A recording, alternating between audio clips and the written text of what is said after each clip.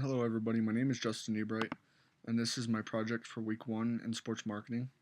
We're going to be talking about the pictures of sports marketing through and by a sport. Now, the first one I selected is the King of the Cage poster. This is actually marketing by a sport, and what this does really well is it showcases who's going to be there, where it's going to be, and the further information you need to be able to do it. First of all, the first thing you notice up top is MAV TV. Of course, this is going to be the number one thing, as they're the ones that are the partners with the King of the Cage at the moment. Under that, you see the lineup of the five fighters. These are supposed to be the five big name fighters at this particular event. You know, they may not be the hugest names in the sport, but they are for this card. As you go down, it lets you know when it is, when the gates open, and when the fight starts. This is really good for King of the Cage because it lets everybody know when to attend, when to be expecting to watch it on TV, and what they need to do to be able to get there in time.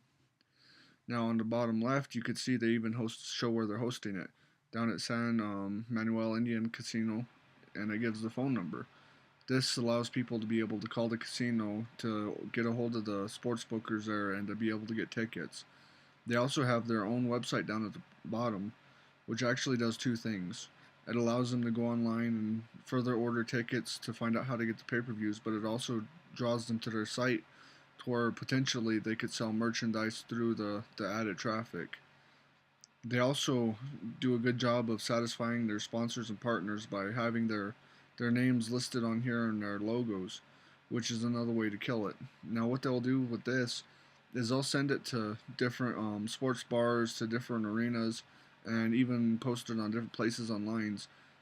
So it basically acts like an advertisement just for King of the Cage, and it's always up to date and it always adds to it, which allows them to further their audience.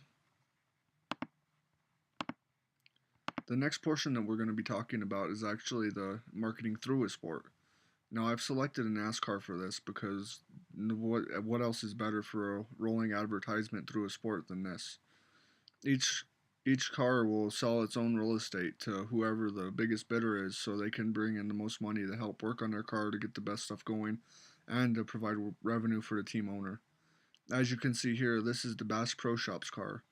They got the centerpiece logo right there in the middle of the hood. This means that they paid the most to get there, and it means that their logo is going to be the most visible throughout the whole race. As you go around, you can see smaller logos from like Edelbrock and Jags, Mobile One. They're a lot harder to see, but they're still present nonetheless.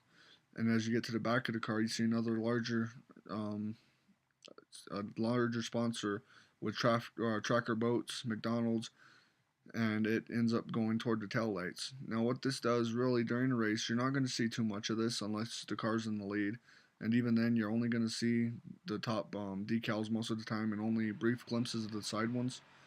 But whatever company's hoping here is that they're on the car that comes in first, and to have your picture associated with the winner is always a good thing.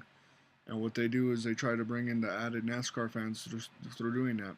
Like say um, the Bass Pro Shops car came in first, and it's being shown in the winner's circle. You'll see DirecTV, 3M, USG, and all of these companies that went in to help pay for or build the car in different ways, and it will bring them in added sales and added customers. Thank you very much for your time.